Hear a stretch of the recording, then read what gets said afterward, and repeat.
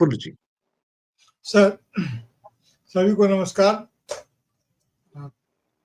देखिए क्या है कि उस जमाने में जब ग्लोबलाइजेशन आया था तो लोग तरह तरह से चर्चा कर रहे थे और एक लेख में मैंने लिखा था कि विकास का जो प्रेत है इसका पांव उल्टा है।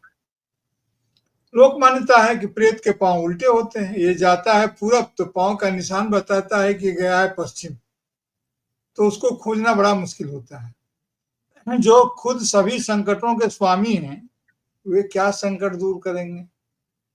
जो संकट को पढ़ नहीं पाए, नेता प्रतिपक्ष राहुल गांधी ने कब से कहा था कि चीन और पाकिस्तान को नजदीक न आने दीजिए।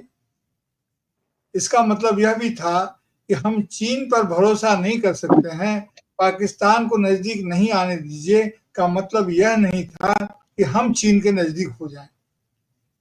लेकिन आज तो वही स्थिति उत्पन्न हो गई है। अभी भी ये इसको नहीं कर रहे। देखिए, पाताल के दलदल की तरफ उन्मुख जो हमारी तमाम व्यवस्था है उसे, लेकिन डर किस बात का? उसको भरोसा तो है आदि अंतरिक्ष यात्री पर। आदि अंतरिक्ष यात्री समझ रहे हैं ना, उन पर भरोसा है। उनका नाम लीजिए और सारा संकट मिट जाएगा, इनका ये ख्याल है। जनता के संकट से जब व्यवस्था के सरोकार के लोगों का कोई लेना देना न हो, जब लोगों के भूखे रहने, लोगों के कष्ट में पड़े रहने का असर अगर हमारे राजनीतिक सत्ता पर नहीं हो, हमारे गवर्नेंस पर नहीं पड़ता हो, तो फिर उसको क्या कहना है? देखिए, डिप्लोमेटिक क्राइसिस की आपने बात कही, बिल्कुल सही बात है। आज कई स्तर पर यह प्रकट हो रहा है। भारत के साथ जो अमेरिका इतना दबाव डाल रहा है, अमेरिका की जो राजनीति है, वो तो इसकी इतनी आर्म ट्विस्टिंग हो रही है सिर्फ इसलिए कि उसको रशिया को दबाव में लेना है, रशिया को क्लच में लेना है। उसका ख्याल है कि अब वो भारत यूक्रेन के युद्ध को मोदी का युद्ध कह रहा है।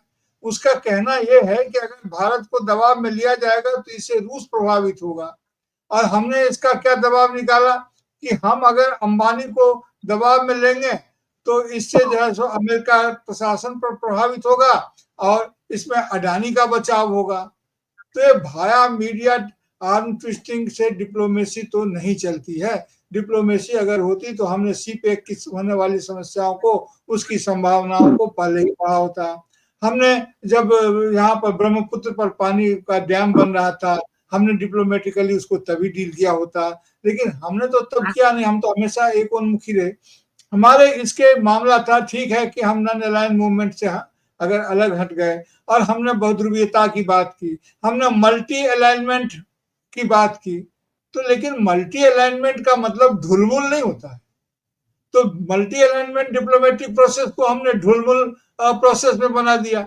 कब किसके साथ है कुछ कहना ठीक नहीं है, न इधर के रहते हैं न उधर के रहते हैं, और सबके दोस्त होने के चक्कर में हम अपने भी दोस्त नहीं रहे।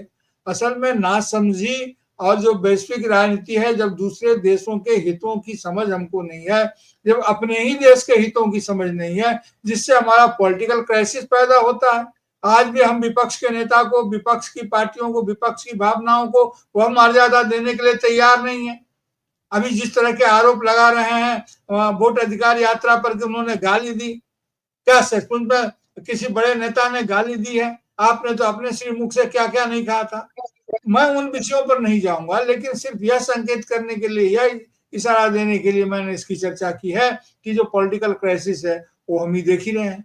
इसके साथ ही साथ हमारा सोशल क्राइसिस है, आज भी है।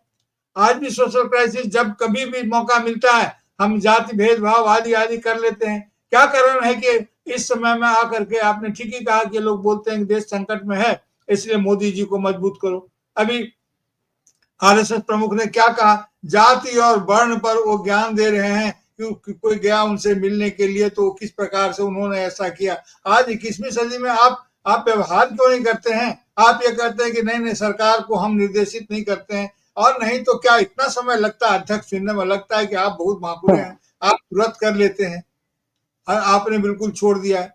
तो इस तरह के संकेत देते हैं जो सामाजिक संकट जिसे हम सामाजिक संकट मानते हैं, उसे आप अपना सामाजिक सिद्धांत मानते हैं। आप गैर बराबरी को ही अपने सामाजिक विकास का आधार मानते हैं। तो एक ये संकट है। कॉन्स्टिट्यूशनल क्राइसिस अलग है। कि अभी अब यह देश 75-78 साल के बाद यह तय कर रहा है कि सर्वोच्चता की स्थिति क्या है, कौन है सर्वोच्च। मुख्य न्यायाधीश, न्यायालय सुप्रीम कोर्ट सर्वोच्च है कि राष्ट्रपति का ऑफिस सर्वोच्च है कि पीएमओ का ऑफिस सर्वोच्च है कि संसद सर्वोच्च है। तो ये जानबूझ करके जो सेटल मामले हैं उनको अनसेटल करके आज आप सर्वोच्चता का संकट खड़ा कर रहे हैं। आप डीएम टू पीएम शासन की शैली विकसित करना चाहते हैं। आप संघात्मक ढांचा पर बार बार आक्रमण कर रहे हैं, जबकि ऐसा नहीं होना था। पूरे संवैधानिक सभा के, संविधान सभा के जितने भी बहस हुए हैं उसमें जितनी भी तरह की आशंकाएं भविष्य के लिए व्यक्त की गई थी, जो आज हम भोग रहे हैं, उन सबों के निदान को देने की कोशिश की गई थी। लेकिन एक निदान जो कोई पिछली पीढ़ी दे नहीं सकता है, और वह निदान होती है सद्बुद्धि की। किसे पता था कि आपकी सद्बुद्धि को कसने के लिए कौन सा संवैधानिक उपाय किया जाए? यह हमारे पुरखों ने नहीं किया। हम ऐसी दुर्बुद्धि की स्थिति में पहुंच गए। इसलिए असल में हर तरह का, चाहे सोशल हो, डिप्लोमेटिक हो, इकोनॉमिक हो, जो क्राइसिस है जिसको आप देख रहे हैं, सीधे वहां बटन दबता है और असर यहाँ हो जाता है। सुना है उत्तर प्रदेश के बुनकरों पर इसका तुरंत असर आ गया है। हीरे के व्यापारी, हीरे के व्यापार पर तो आपने असर की चर्चा की। इस तरह के कई ऐसे असर हैं जो हम पर सीधे आ जाते हैं। 2-4 महीने में तो आ ही जाएंगे। हम कैसे इससे निपटेंगे हमें पता नहीं है, लेकिन हम जो है सो मल्टी अलाइनमेंट की जगह हमने ढुलमुल किया। अब ढुलमुल की जगह हम लोग देहात में कहते हैं सर सूप का बैगन। सूप में होता है ना, सूप में अगर बैगन रख दिया जाए तो छोटे जिधर हवा लगता है, मैंने टेढ़ा होता है चलने वाला, बैगन डुलक के उधर ही चला जाता है। मैं बिना पेंदी के लोटा क्या कहूं। देखिए, अब ठीक कहा सैनी सर ने कि देश के सभी अर्थवेत्ताओं को, न्यायविदों को, समझदारों को खड़ा होना चाहिए। खड़े तो हो रहे हैं, लेकिन अलग अलग। अभी सुप्रीम कोर्ट में जिस तरह की नियुक्ति हुई है, सुप्रीम उपराष्ट्रपति के उम्मीदवार पर जिस तरह की टिप्पणी की गई है, हमारे तमाम भूतपूर्व न्यायाधीश और सुप्रीम कोर्ट के जो बड़े बड़े जुरिस्ट हैं वो लोग तो खड़े हुए ना, हस्ताक्षर करके दिया ना, लेकिन अलग अलग। अर्थशास्त्री इस मामले में कुछ कह नहीं रहे।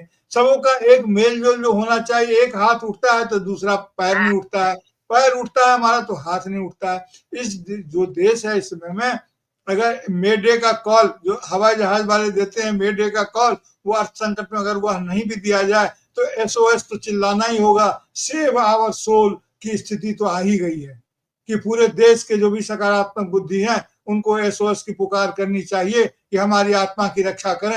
ये पूरा का पूरा भारतीय राष्ट्र की आत्मा का संकट है, और इससे हम कैसे निपटेंगे? अलग अलग नहीं निपट सकते हैं। सैनी सर ने बिल्कुल कहा कि सभी को सामने आना चाहिए, लिंग, उम्र, वयस, आमदनी, वर्ग आदि को। अरे देश रहेगा तभी ना। जब डूबता है ना देश, तो डूब जाते हैं सारे महेश, गणेश, सुरेश, क्योंकि जो जितना बड़ा होता है उसके देवता उतने ही होते हैं। इसलिए ये संकट देश का है, और देश को कैसे बचाएंगे? आपने यह भी ठीक कहा कि बाकी जो हमारे कई मैंने मुख्य धारा की मीडिया को तो खैर इसकी समझ ही नहीं है, और उनसे अब तो उसकी चर्चा करना ही बेकार है। बाकी लोग भी जो टीआरपी है, लाइकिंग्स है और शेयरिंग है, तरह तरह की अपनी प्राथमिकता है, इसके कारण जो जलते हुए मुद्दे को उठाते हैं। जो चिंगारी शोले में बदल जा रहा है उसकी पहचान हम नहीं करते, बल्कि शोलों को लपकने की कोशिश करते हैं। यह मानवीय प्रवृत्ति है। सर, मौका मिला तो फिर बात